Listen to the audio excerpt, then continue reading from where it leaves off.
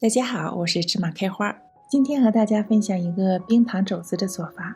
这个菜肉质软烂，肥而不腻，家里老人爱吃，所以我经常做，但是每次都要蒸上1-2个小时，很是费功夫。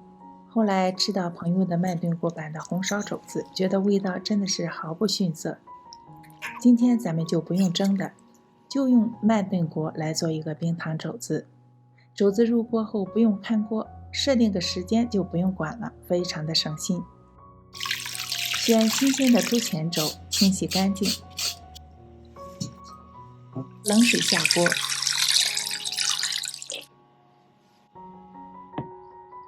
水开后撇去浮沫。如果觉得血沫不容易撇干净，也可以将水倒掉，换上一锅干净的开水重新烧开，加入姜片和葱段，加入八角还有香叶，加入料酒、酱油，中小火煮30分钟左右，到肘子5成熟。捞出肘子放到案板上，要趁热在肘子皮表面上抹上老抽酱油。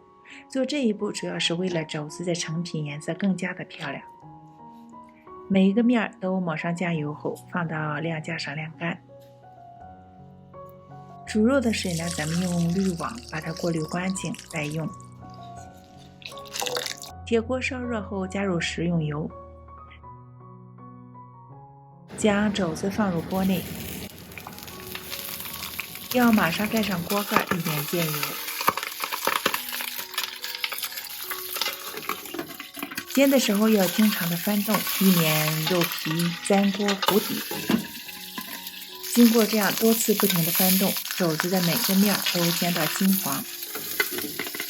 煎好后将肘子取出来，刚才煎肘子的锅不用另外加油，加入冰糖，没有冰糖用白糖也可以。炒这个糖色也是为了肘子成品漂亮，但火候不好掌握，炒过了会发苦，所以不讲究这一步完全可以省略。炒到冰糖融化，冒起好多泡泡的时候，加入葱段和姜片、八角和香叶，快速翻炒，接着加入料酒，加入酱油，加入少许的盐调味，加入刚才过滤干净的煮肉的水，